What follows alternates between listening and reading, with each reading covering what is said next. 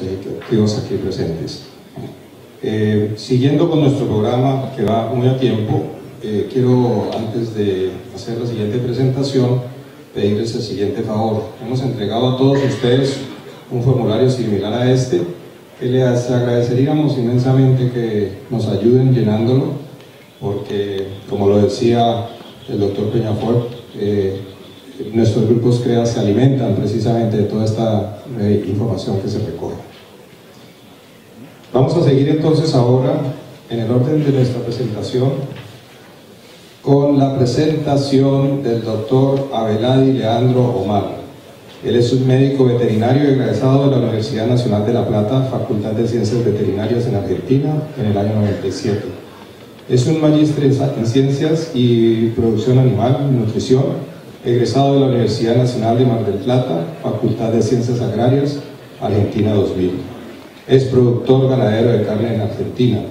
Es asesor privado de exportaciones ganaderas de carne y leche en Argentina. Además es asesor para América Latina y Norteamérica en el área de producción, conservación y utilización de granos y forrajes en producción de carne y leche desde los Estados Unidos, México, Centroamérica y Sudamérica. Con ustedes nos acompaña el doctor Leandro Omar.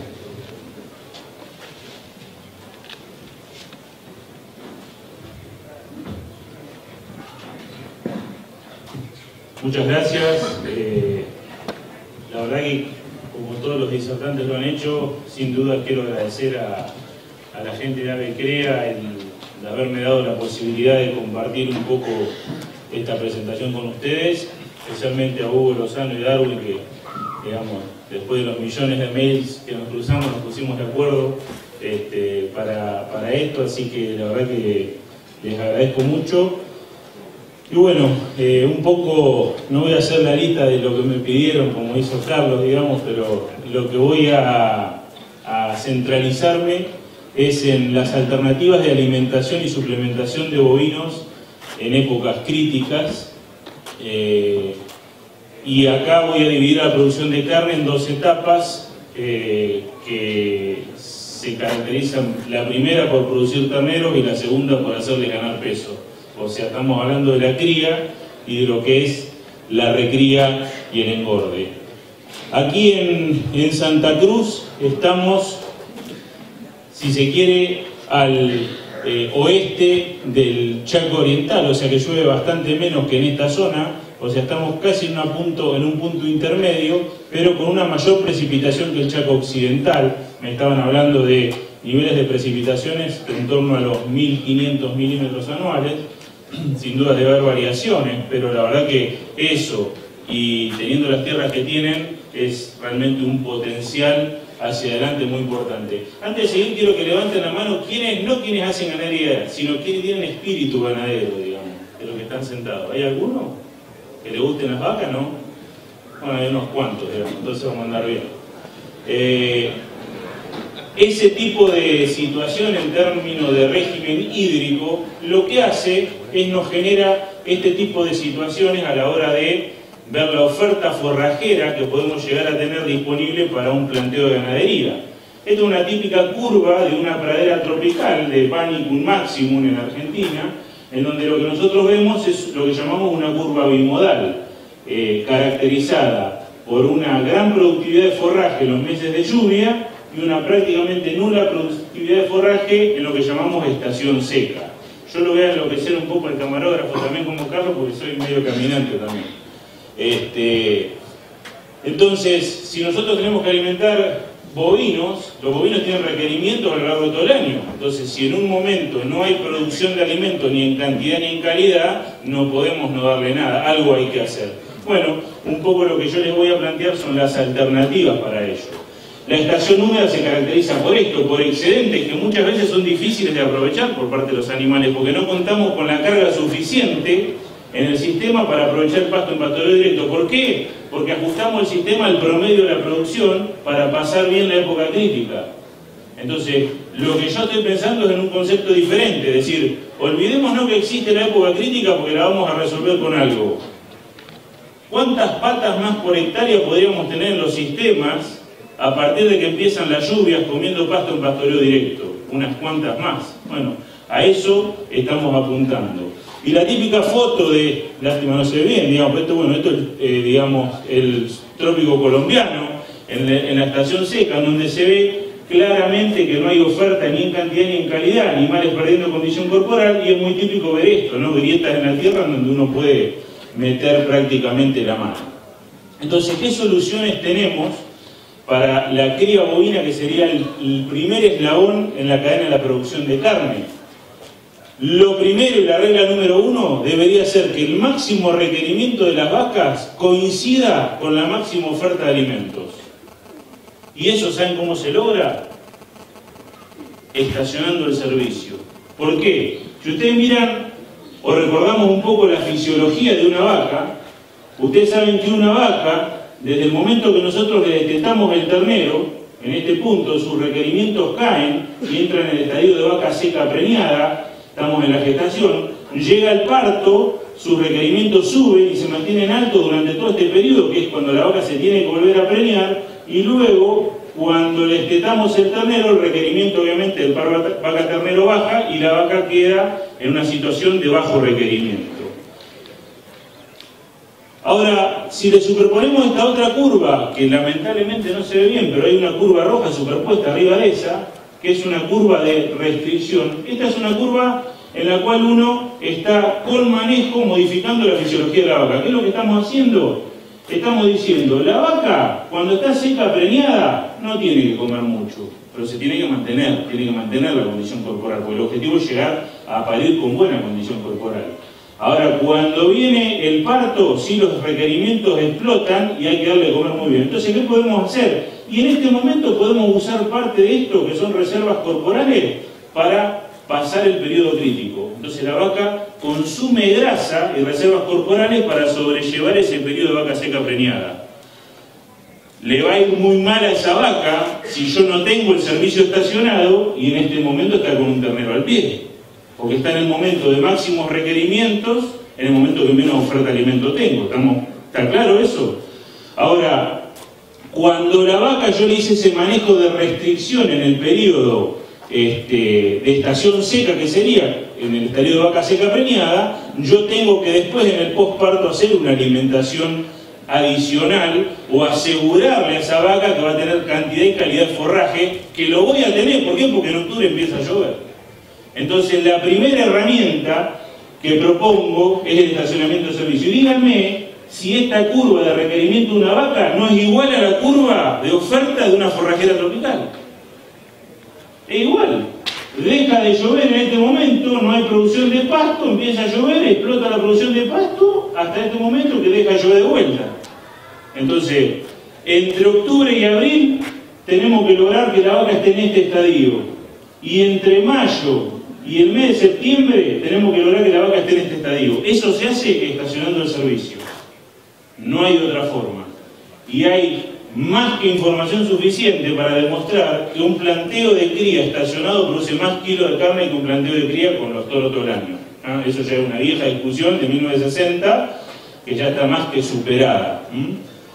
Con lo cual, si partimos de esa base, uno ordena el rodeo y logra hacer coincidir máxima oferta con máximo requerimiento. Ahora bien, la vaca se tiene que mantener durante el periodo de seca preñada, por ende algo le tenemos que dar de comer. No podemos hacerla pasar hambre y que pierda condición corporal y llegue flaca al parto. La idea es que la vaca mantenga su condición corporal, que en general gana pastoreando calidad y cantidad de forraje cuando tiene su ternero al pie en el periodo que es el periodo de lactancia y servicio. Parió la vaca, supongamos, servicio ideal para las condiciones de clima de acá de Santa Cruz, noviembre, diciembre, enero. ¿Para qué? Para tener partos agosto, septiembre, octubre. Antes que empiece a llover, tenemos los partos concentrados. No tenemos riesgo de perder ternero por excesos hídricos, que las vacas nos van a parir un lote bajo, que se llena de agua y demás. Con lo cual, la vaca pare al fin de la estación seca y cuando va su requerimiento a explotar, explota la producción de pasto porque empieza a llover. Entonces, si logramos eso, logramos ajustar la lactancia del servicio al momento de máxima oferta de forraje, y luego con la herramienta del destete, sacarle el ternero a la madre, lo que logro es bajarle el requerimiento a la vaca y que por delante entre en este periodo de seca preñada en la estación seca, que es cuando no llueve. ¿Está bien? Ese sería el concepto, les diría, más importante de este proceso que deberían retener. Y esto es así, tanto para un sistema tropical y subtropical, como también lo es para un sistema como tenemos nosotros en región pampeana, que es un sistema de clima templado. Nosotros también, si bien tenemos algo de producción de forraje en el periodo de menos, en este caso nosotros tenemos 4 estaciones y en realidad no es que hay menos lluvia, sino que en realidad lo que hay es más frío, entonces el pasto crece menos. También tratamos de que las vacas tengan su máximo requerimiento cuando más oferta de forraje para pastoreo directo tenemos, y eso en general es en primavera en Argentina, y si estamos en buenos suelos donde hay alfalfa se extiende algo hacia el verano. Entonces, la regla número 2 que tenemos que tener claro es que lo que dice acá, la alta condición corporal al parto es sinónimo directo de alta tasa de celo y preñez. Yo tengo que lograr que las vacas, si bien van a pasar el periodo de menos requerimiento en el periodo crítico de baja oferta de forraje, tienen que tratar de mantener la condición corporal y llegar con buena condición corporal al parto, porque si la vaca llega bien al parto, va a tener una alta tasa de celo, porque la reproducción en vaca es una función de lujo. Si la vaca no come, los ovarios están lisos, digamos, y no funcionan. Entonces, si la vaca come bien y cubre su requerimiento energético, los ovarios empiezan a funcionar, se producen óvulos, la vaca entra en celo y se va a preñar. Lo que ven acá son viejos trabajos, 1975, Whitman, en donde se ve que una vaca en color naranja, la barra, en baja condición corporal, fíjense que tarda 90 días por posparto para que solo en el 60% del rodeo haya celo. Mientras que lo que estoy en barra blanca es la vaca que parió en alta condición corporal, y fíjense que ya a los 60 días posparto tengo el 90% del rodeo con celo fértil, con ternero al pie y celo fértil. Y a los 90 días posparto el 100% del rodeo ya tuvo un celo. Y si tuvo un celo, se preñó en una alta tasa. ¿Por qué se creen? ¿Cuál se piensan que es el principal motivo por tropical y tropical, y Argentina no está exento de esto? Se produce un ternero cada 2 vacas por año. El problema es alimentación, no es otro. Tiene que ver con eso. Si las vacas no comen, no entran en celo. Si no entran en celo, no se preñan. Y es así. Entonces, uno lo que debería es, además de estacionar el servicio y hacer coincidir esto que estamos hablando, saber que en el periodo crítico hay que darles de comer algo. ¿Qué le podemos dar de comer? Bueno, hay algunas opciones. Una puede ser, como es el caso de Colombia, que lo hacemos bastante. Hay lugares en Colombia en donde el agua, la verdad, por más que estemos en la estación seca, no cae del cielo, pero corre por todos lados. Entonces la gente puede regar, produce forraje, sigue produciendo forraje en cantidad y calidad, lo cortapica y se lo tira a las vacas secas preñadas bajo un alambre. Esa puede ser una función. Hay que tener estructura, algo de mecanización, puede ser una opción. La otra opción, en esto de ajustar los sistemas, ustedes se van a dar cuenta que en la medida que estacionen el servicio y vayan ajustando el sistema, les va a empezar a sobrar pasto, hasta que logren tener la cantidad de vacas óptimas por unidad de superficie.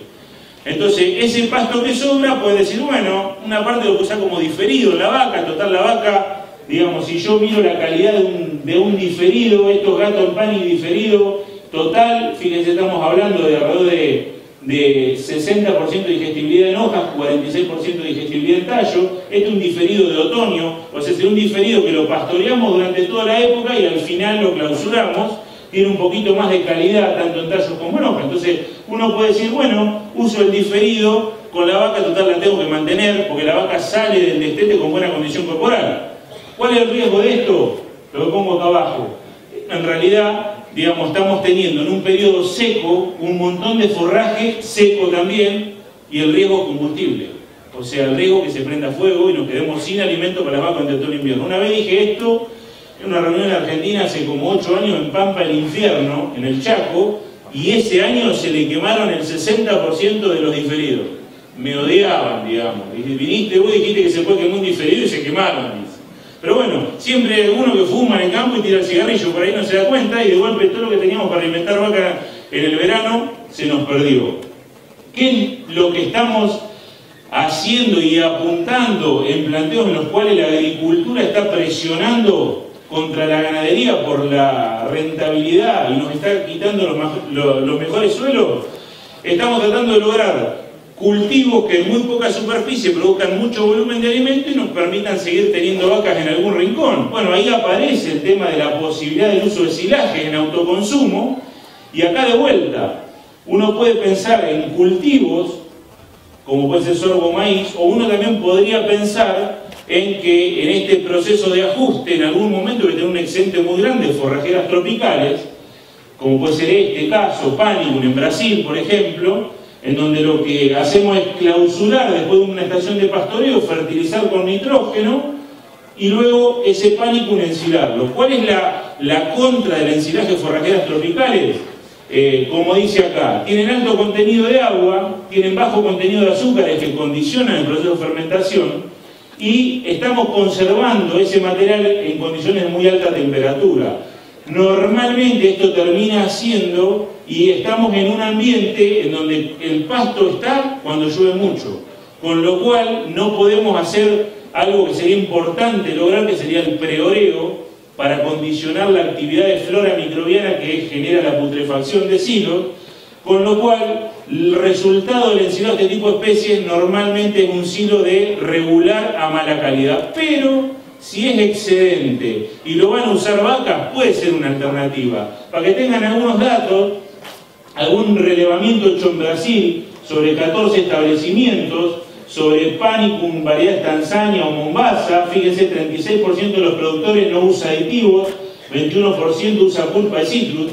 La pulpa de citrus es muy zonal el uso en Brasil, pero tiene la particularidad de absorber su peso en volumen 140 veces. Entonces, como estos silos son silos que producen mucho efluente, la pulpa de citrus retiene gran parte del efluente, hace como un absorbente, y eso mejora sustancialmente, además de la calidad que le aporta obviamente la pulpa misma, por su calidad del silo, ¿no? Y es algo que se consigue ahí. Y el 43% utiliza inoculantes bacterianos.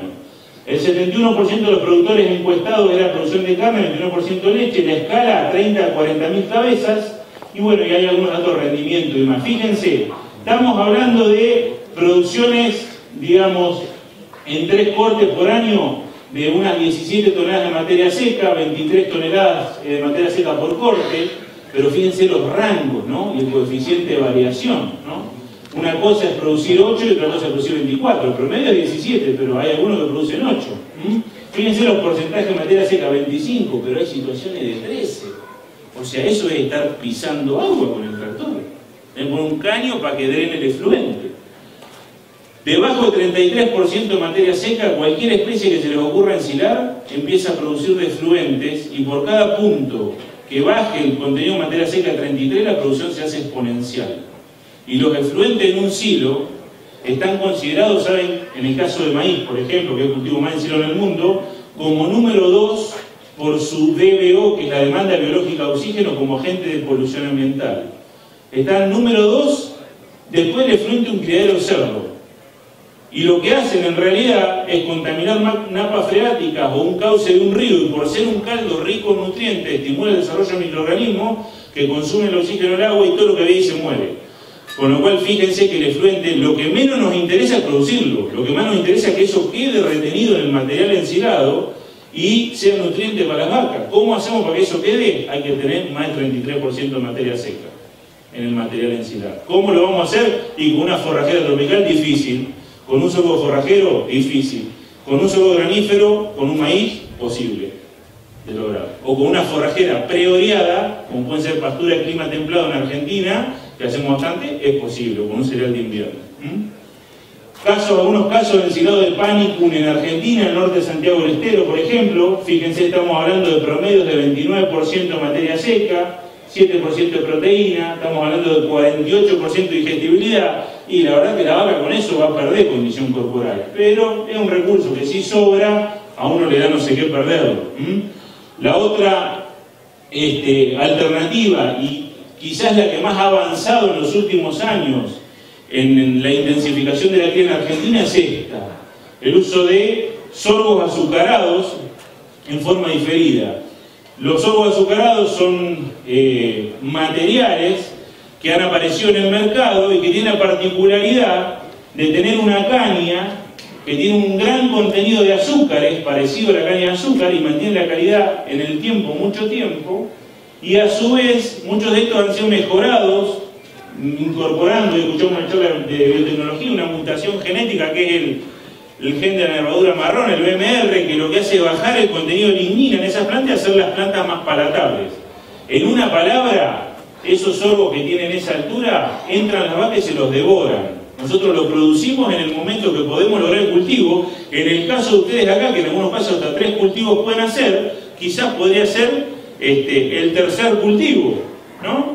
Y ese cultivo, una vez logrado, lo usan diferido a la vaca. La ventaja que tenemos es que no tenemos que cargar el costo del ensilado, porque la vaca lo puede comer en pastoreo directo. Hay que pisar lote, ¿eh? Ahí no empezamos a pelear con los agrónomos si pisamos o no pisamos lote y el impacto sobre el cultivo posterior. Pero la realidad es que ustedes están haciendo esto para usarlo en un periodo crítico que no, a diferencia de lo que pasa en Argentina, no llueve.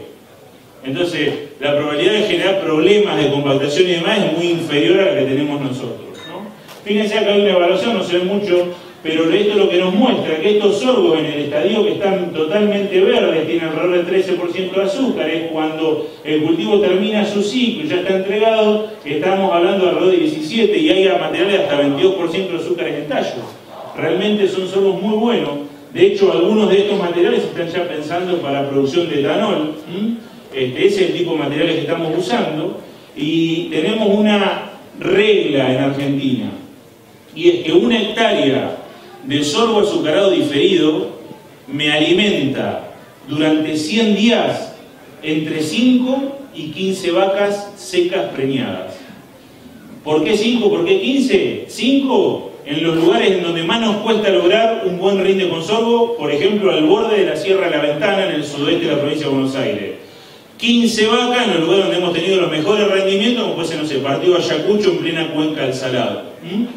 Depende del rendimiento del cultivo, de lo que uno logre en el cultivo. Con ese logro de volumen por hectárea, uno resuelve esa cantidad de vacas. La verdad que son muy pocas hectáreas y me resuelve al menor costo del mercado hoy, porque esto es más barato que cualquier cosa que se les ocurra, la alimentación de una vaca seca preñada en el invierno. Esta es una foto, por ejemplo, en Olavarría, digamos, un sorgo diferido.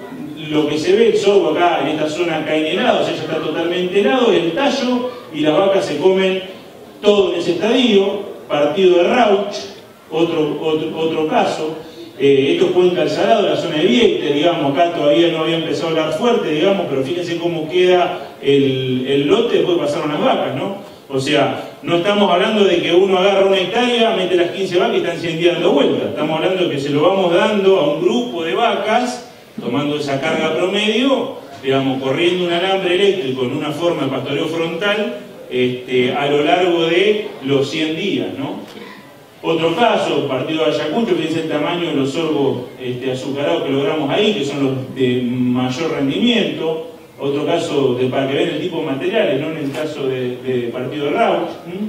Estos son los sorbos de menor potencial de rendimiento, como podemos tener en la zona de Sierra de la Ventana. Este es un campo donde está el punto más alto de la Sierra de la Ventana, que es un punto turístico que se llama el Cerro Tres Picos. Está dentro de ese campo, y estos sorbos termina la piedra de la sierra y empieza el sorbo.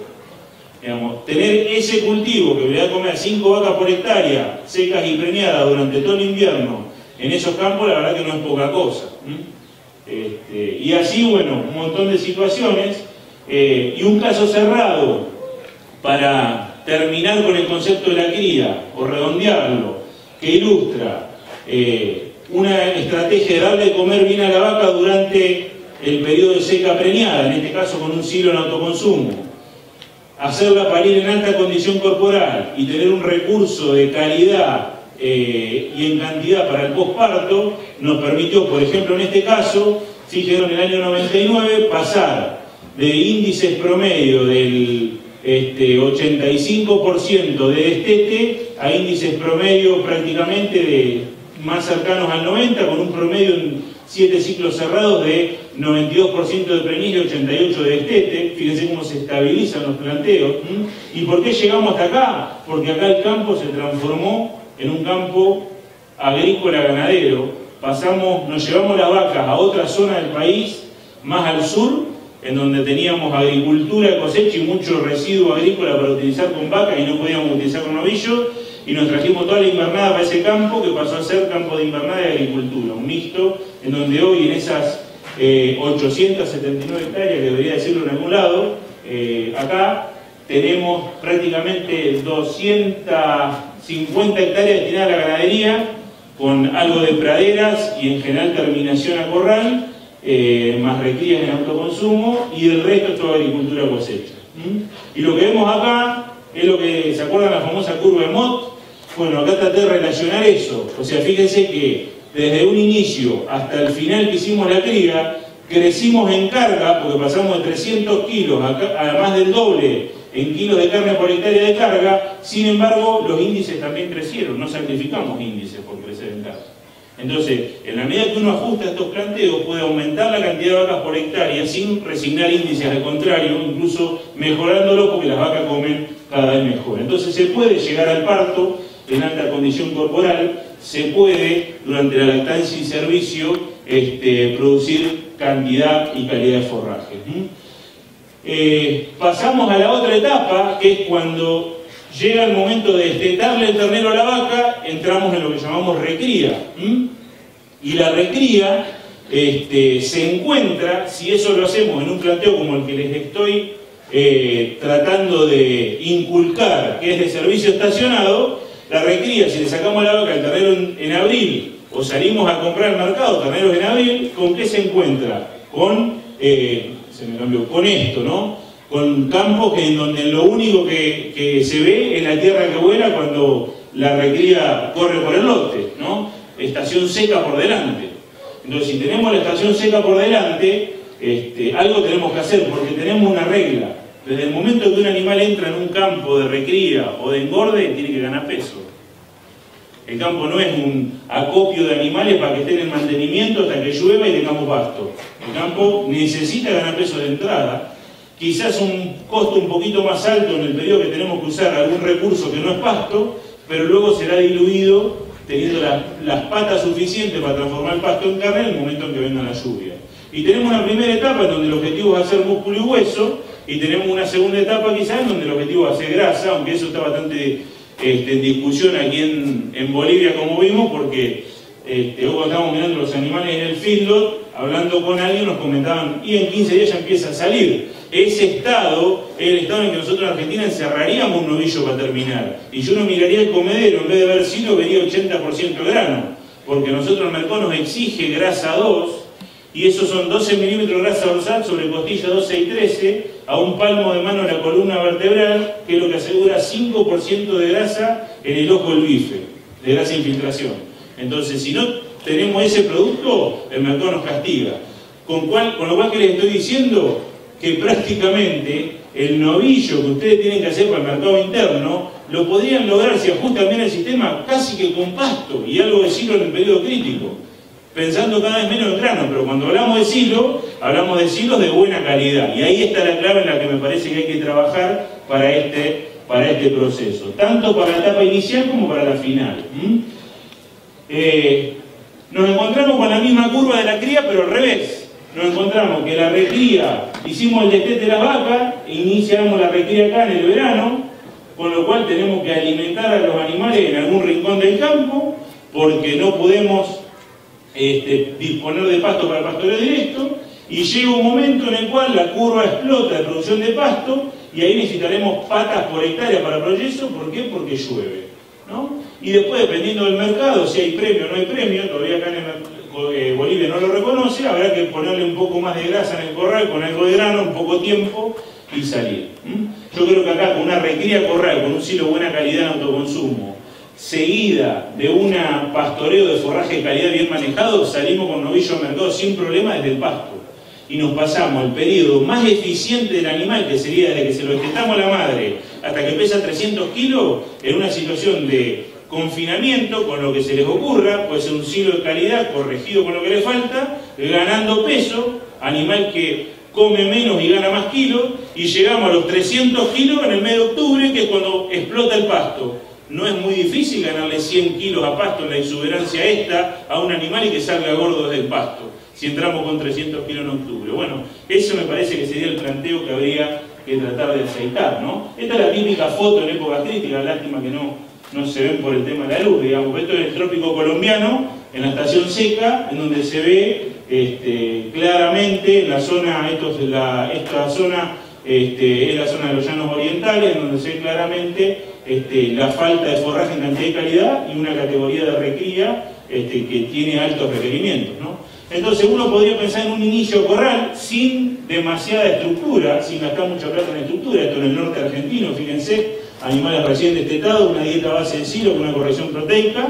Después pasamos en el medio al momento en el cual explota el pasto, con 300 animales de 300 kilos que salen del corral al pasto en el momento que llueve. Fíjense la calidad de pasto, esos panicum maximum, durante prácticamente 6 meses, y luego, porque el mercado argentino lo exige, salimos del pasto y volvemos al corral, también en una situación de estructura bastante barata, en donde le ponemos la grasa que falta. No estamos inventando nada, como dice esto, digamos, en mi pasar por Kansas, en Estados Unidos, lo vi claramente en el año 2004, en donde, entre otras cosas, estuve visitando algunos establecimientos, como el de este señor, que se llama Tom Mosley, que está en Council Grove. Council Grove es un pueblito por donde pasaba lo que se conoce como el Santa Fe Trail. Era una de las últimas paradas que hacían las carretas para repararse y juntar provisiones antes de seguir para el oeste a conquistar tierras, digamos, ¿no? Era un lugar bastante pintoresco, como se ve ahí, los bancos y demás.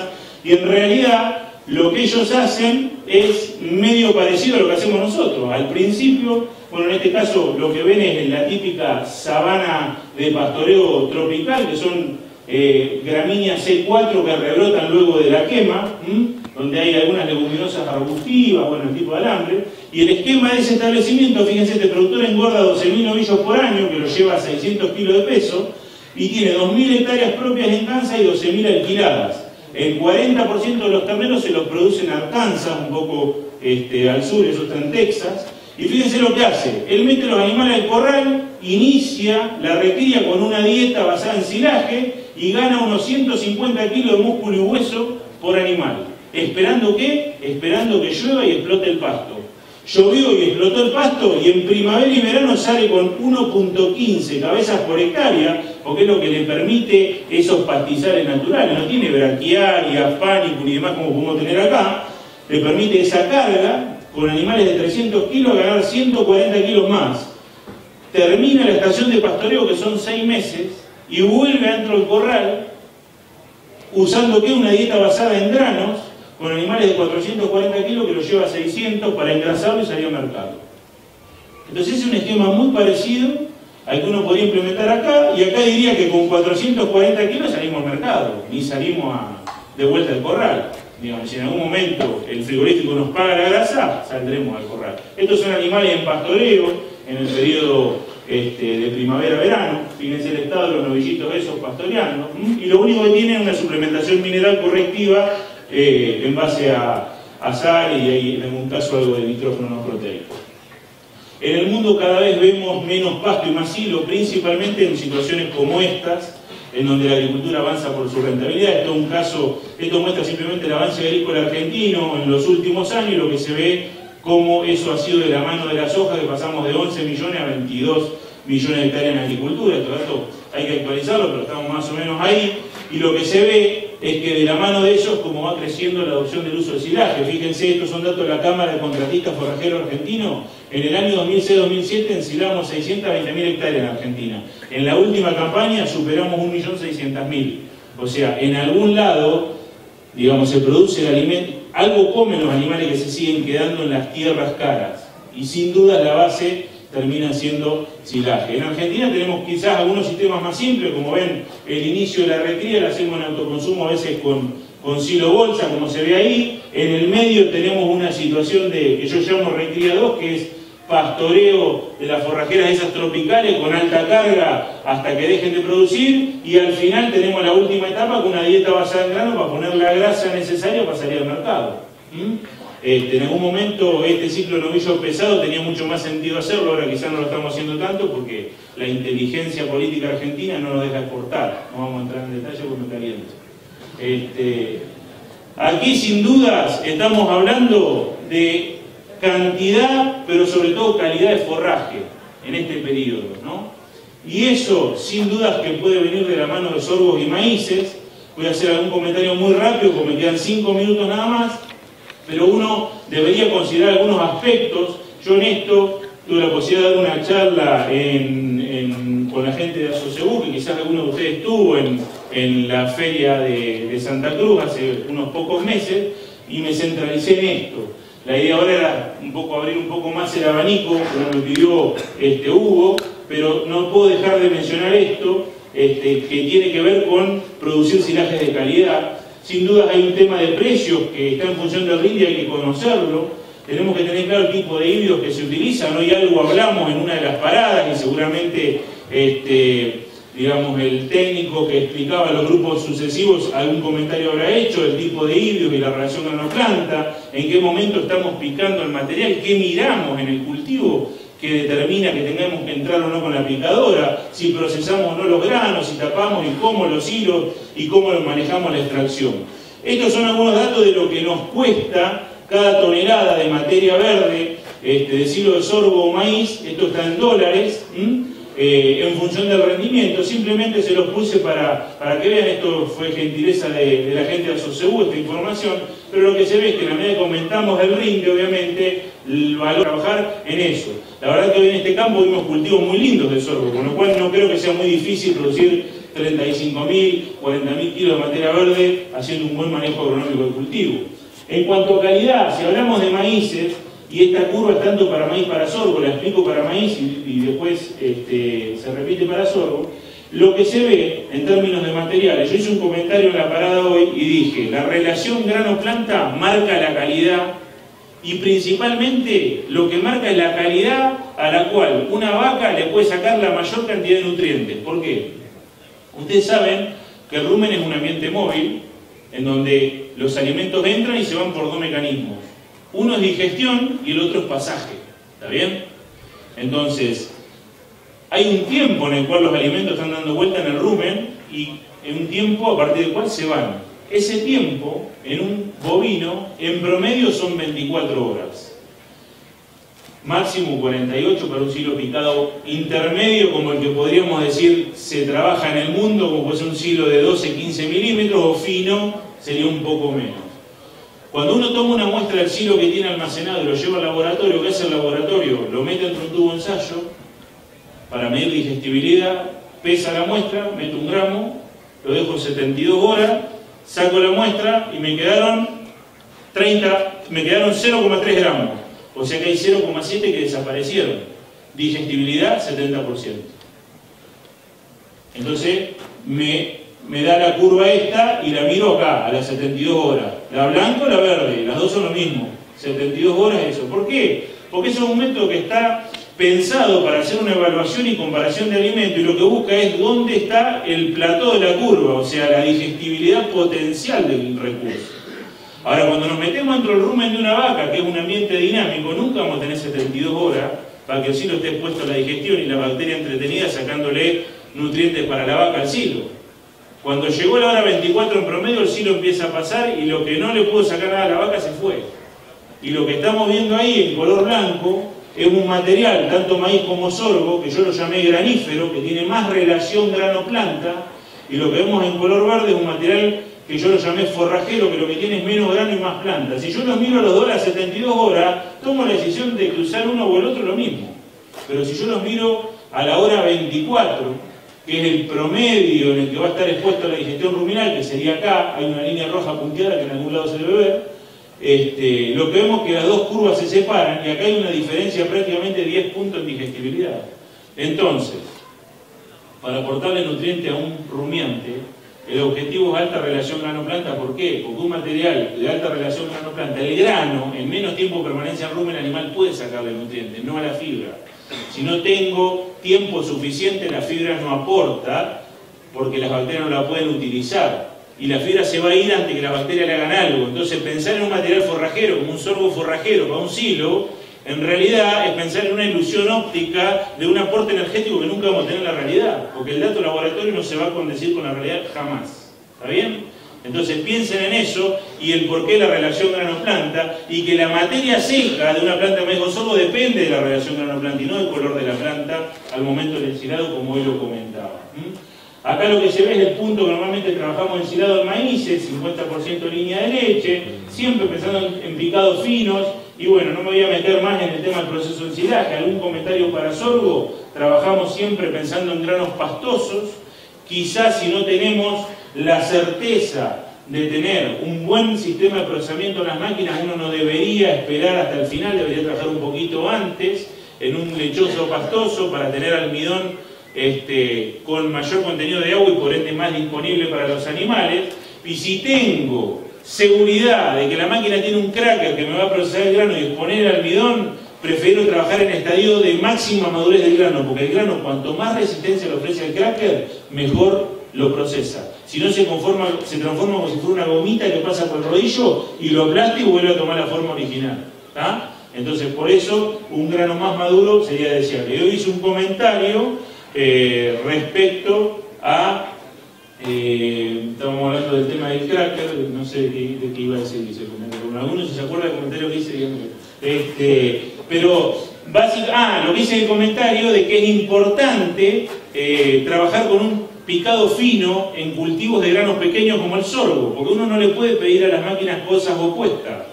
No puedo pretender un tamaño de picado grande y tener un buen procesamiento de grano en un cultivo como el sorgo, porque imagínense, y esto es sentido común, la picadora tiene un cracker que son dos rodillos que se acercan o se alejan de acuerdo a lo que pase entre ellos.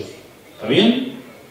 Si yo tengo un tallo de una planta de sorgo que es como esto, y yo lo pico a 20 milímetros, que es un taruguito así, ese taruguito, en el pasaje entre los dos rodillos, no va a permitir que los dos rodillos se acerquen, por más que estén cerrados al máximo. Los rodillos van a llegar hasta ahí y es el tope en el tarugo. El grano que pasa al lado del tarugo no se procesa. Si yo pico fino, esa rodajita más finita va a permitir que los rodillos se acerquen más y entonces va a haber más chance de que haya lesión física del grano.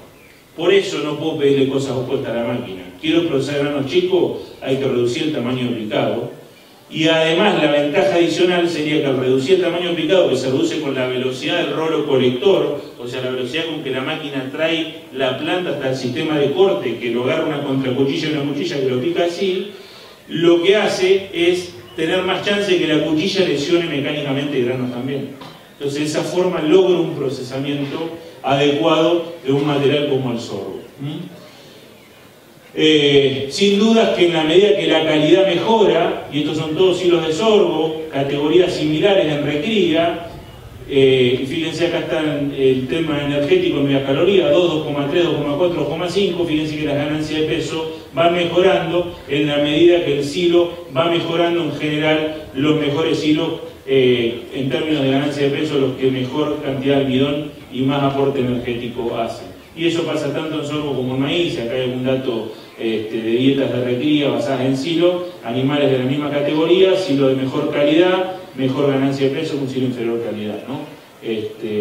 La realidad es que ha avanzado mucho este tema, del cual mucho se habla aquí en Bolivia en los últimos años, que es el tema autoconsumo. El por qué, bueno, en la estación muy bien se explicó, pero yo les puedo decir por qué en Argentina, en el año 96, si se quiere, en mi caso en particular, empecé con el tema de los autoconsumos y a partir del año 98 desde el INTA empezamos a fomentarlo a nivel país. Primero porque el ensilaje es un excelente recurso, pero básicamente necesitamos mover 2/3 de agua por cada 1/3 de materia seca que movemos. O sea, si tenemos que alimentar una cantidad de animales X con 3 kilos de materia seca, tenemos que mover 10 kilos de alimento por animal. Por el número de animales es una cosa infernal. Entonces, es mejor que el animal se sirva el material en el silo. En segundo caso, imposibilidad de llevar el material directamente a sectores distantes del establecimiento. Pasa en muchas empresas que por logística y distribución no se puede llegar a todos los rincones del campo. Entonces es más fácil hacer el silo en el lugar donde se va a usar y autoconsumirlo ahí. Yo siempre hago lo que se conoce como módulos de autoconsumo. Un campo, por ejemplo, en el Chaco Salteño, en Argentina, para recorrer el campo, agarramos una calle y hacemos 70 kilómetros en línea recta. Ese es todo el recorrido del campo. Imagínense andar con un mixer repartiendo silos. Es una cosa de loco, ¿no? Entonces es preferible en cada lote, para diferentes módulos de recría o terminación, pensar en eso. Necesidad de simplificar el suministro y de ampliar el uso a planteos menos tecnificados y sin maquinaria. Hay muchos productores, porque cuando uno antes de la era del autoconsumo en Argentina, le hablabas de silo, el productor decía tractor, maquinaria, personal, olvídate, no es para mí. Hoy, ¿qué es lo que hace el productor? Se dedica a producir el cultivo, tiene un servicio de contratistas bastante profesional que se llama Cámara de Contratistas Forrajeros, que en general nos da bastante certeza de tener maquinarias bien distribuidas en el país, y él lo que hace es, con un alambre eléctrico y una persona capacitada, manejar el silo en el campo. Entonces la verdad que está disponible para quien hace 3 hectáreas de sorgo para hacer una bolsa, o quien hace 6.000 hectáreas de sorgo como pasa en Salta, digamos, para diferentes usos, ¿no? Y cada vez la realidad es que es más difícil contar con mano de obra suficiente y realmente comprometida con la actividad. Esto increíblemente pasa en todas partes del mundo, no solo en Argentina o en Bolivia. Con lo cual, simplificar esto realmente, mediante el autoconsumo, nos ha servido realmente mucho. Y ya para terminar, como verán, el autoconsumo lo usamos también para suplementar animales en pastoreo. Nosotros en invierno argentino, que sería la estación seca de acá, tenemos producción de pasto en menos cantidad pero de muy alta calidad, entonces el silo suplementa el pasto y eso nos permite potenciar producción porque nos permite potenciar carga, o también lo podemos usar para autoconsumos de recría sin pasto, en donde corregimos lo que le falta al silo con una fuente proteico-mineral y los animales están ganando peso sin necesidad de acceder al pasto. En algunos casos se ajusta lo que falta con concentrados y también en autoconsumo, lo hacemos mucho en el caso de Uruguay, lo estamos haciendo bastante en Argentina. Acá hay un dato ya de feedlot industriales que se ven, que muestran ganancia de peso 780 gramos. El animal comía sin un autoconsumo en la bolsa y tenía el comedero de chapa ese autoconsumo para comer concentrado que corregía lo que le faltaba al silo. ¿Cómo regulamos el consumo del concentrado? Con sal. Hay que tener algunas cosas en claro, que es el nivel de salinidad del agua, la granulometría de la sal con respecto al concentrado que le estamos dando, etc. Pero con esto lo que estoy mostrando que lo que buscamos es simplificar tremendamente la mano de obra. Y acá un montón de ejemplos y fotos de autoconsumo que las voy a pasar rápido por la realidad que no se van a apreciar mucho, pero que muestran, digamos, de todo tipo de planteos de autoconsumo, inclusive hasta estos casos que son recrías de terneras que van a alentar en 15 meses, lo que hoy Carlos decía, que es una cosa que antes uno lo planteaba y los cultores se ponían nerviosos, y hoy lo estamos haciendo en forma masiva, hay terneras que se alimentan bien desde el destete hasta que llegan al servicio, y luego pasan a consumir pasto en el momento del entore. Última frase que le dejo, y que me la dijo un productor amigo, y me dijo que él se dedicaba a vender maquinarias agrícolas y le iba bien, y hay gente que se dedica a vender maquinarias agrícolas y le va mal. Muchos de ustedes se dedicarán acá en Bolivia a producir carne y les irá bien, y hay gente que se ha dedicado a producir carne en Bolivia y le va mal. Yo en Argentina me dedico a producir carne y me ha ido bien, a pesar de todos los avatares que hemos tenido, y hay gente que se ha dedicado a producir carne en Argentina y no le ha ido bien. La realidad es que no hay actividades buenas o malas, el éxito depende de quien la gerencia. Muchas gracias. Si tienen alguna pregunta, creo que tenemos un minuto.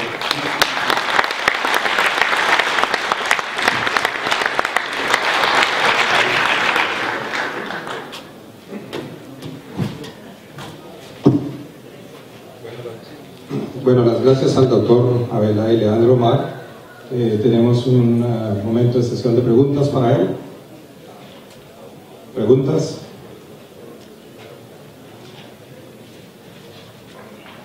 Si no hay preguntas, entonces Hugo Lozano, por favor. Doctor Leandro. Ahí hay un mail, cualquier cosa, digamos, me escriben o a la gente de ACREA y se las contesto en algún momento. ¿Cómo? Rollo de pasto.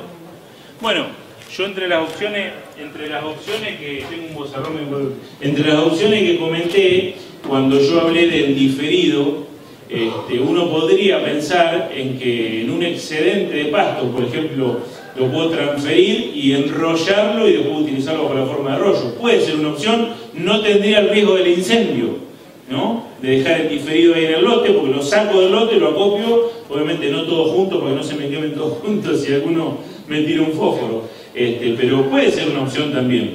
La realidad es que en este tipo de ambiente, normalmente lo que coincide es que la producción exuberante de pasto que tenemos coincide con lluvia. Entonces todo ese volumen de pasto no es fácil de secar para poder producir un rollo de buena calidad. Entonces en realidad el rollo termina siendo algo de tan bajo o menos valor que el diferido, con lo cual por ahí corro el riesgo de incendio y lo como diferido y no gasto en plata en enrollarlo. Por eso por ahí no lo comenté. ¿Alguna otra pregunta? A ver, ¿quieren pasar el micrófono? Dale, dale, que yo la repito.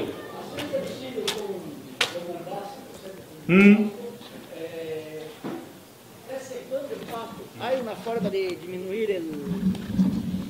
Si me preguntas haciendo el silo con una forrajera tropical, en este caso Mombasa, preoreando, presecando, es una forma de mejorar la calidad, sin dudas. El preoreo lo que hace es concentrar los nutrientes en menos agua, o sea, aumentar la materia seca de la especie ensilar. Cuando yo concentro la materia seca, lo que estoy haciendo es aumentando la presión osmótica del ambiente en donde se va a producir el proceso de ensilaje. En un ambiente de alta presión osmótica, la flora clostridial, que es la encargada de producir putrefacción de proteínas, no puede actuar, y sí lo puede hacer la flora láctica, que es la que me interesa que lleve adelante el proceso de ensilaje. Con lo cual, eso es deseable. El problema es cómo preoreás en medio de la estación de lluvia y un volumen infernal de pasto. Ese es el problema. ¿Se entiende? Entonces, sin duda que nosotros cuando trabajamos en el encillado de pastos tratamos de preorear, pero no, en la práctica es muy difícil lograr preorear. Entonces terminamos muchas veces en cortes directos. En algunos casos usando algún desecante que se pulveriza y uno con corte directo luego puede ensilarlo, pero la realidad es que con forrajeras tropicales yo no busco calidad. Yo en general ya sé de antemano, por los datos que les mostraba de Brasil y Argentina, que voy a terminar teniendo una calidad regular, pero una buena cantidad. Que para ciertas categorías me interesa y me sirve. Una vaca seca preñada, una fuente de fibra para un feedlot de terminación, en donde la dieta es en base a grano, tengo 80% de grano en la dieta, le puedo poner la parte de fibra como una forrajera tropical ensilada. Pero ese es el problema del desecar forrajeras en este tipo de ambientes donde la forrajera se produce cuando llueve. Lo ideal sería estar en verano regando una forrajera tropical para producir un silo. Entonces le corto el agua, la corto, la preoreo tranquilo y la ensilo. Ahí sí. ¿Alguna otra pregunta? Bueno, allá y allá.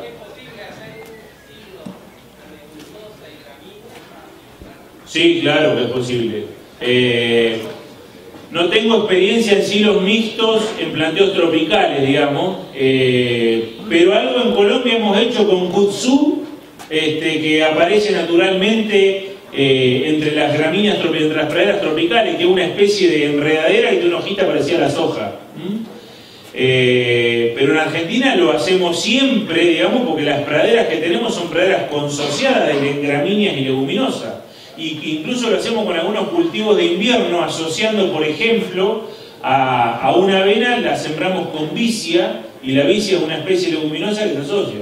Y yo soy el loco, digamos, que se le ocurrió en Argentina hacer algunas experiencias, digamos, en los campos experimentales de Monsanto, asociando maíz y soja RR y haciendo silo mezcla, digamos, al momento del picado. Lo que buscaba, obviamente, es tener en el mismo silo prácticamente una dieta TMR para no tener que andar suplementando nitrógeno en el comedero después, ¿no? La verdad que funcionó bien y junto con el CREA Cascallares sacamos una cuenta y dijimos: si la soya que ponemos al lado del maíz para hacer el intercropping y el silo mezclado no produce el 70% del rinde en materia seca por hectárea que produce el maíz que tiene al lado, es preferible hacer solo maíz y ponerle nitrógeno en el comedero. ¿Se entiende? En vez de hacer intercropping. Por nosotros sembramos con una máquina que tenía 2 cadenas de mando, o con 2 máquinas iguales a la par, soja, maíz, soja, maíz, soja, maíz, soja, maíz. Luego con la picadora, al sesgo en diagonal, picábamos ambos cultivos juntos. Y teníamos un silo mezcla realmente de muy buen valor. Pero bueno, también los números nos dijeron eso en ese momento. Pero hay posibilidades, es posible hacer leguminosas de gramínea junta y de hecho uno resolvería esa logística de tener que suplementar con el concentrado en el comedero, que no es poca cosa. En algunos planteos me pasa, dependiendo de la escala, que hasta está el suplemento proteico en el campo, dentro del galpón, y por una cuestión de logística no llega a los animales. Los bichos comen un pellet de harina de girasol capaz cada 3 días con suerte en autoconsumo. Campo que tiene 10.000 novillos en autoconsumo y que no llegan, no hay forma de llegar porque no hay medio, gente suficiente y demás para llegar con el suplemento a todos los rincones del campo. Por acá.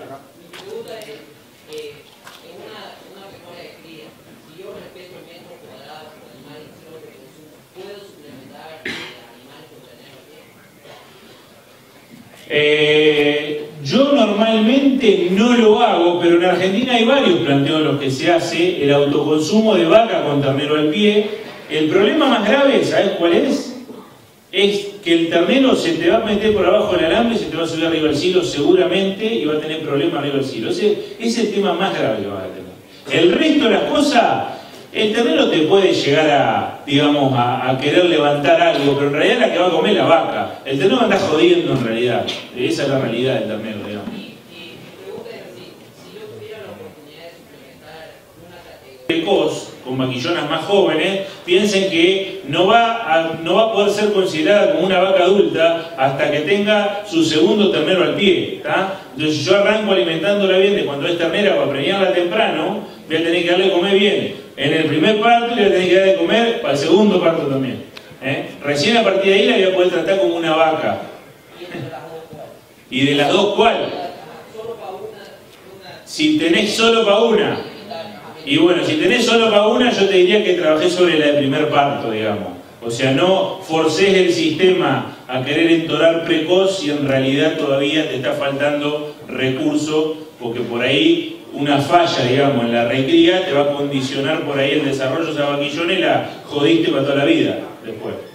Pues por ahí la alimentaste bien ahí y la hiciste parir sin todavía haber alcanzado lo que se conoce como lean target, que es el crecimiento osteomuscular genético que está codificado y que el animal va a llegar hasta ahí, entonces el bicho se quedó en el crecimiento para siempre, porque lo que no entra por boca lo consume en tejidos corporales con tal de sobrellevar la gestación.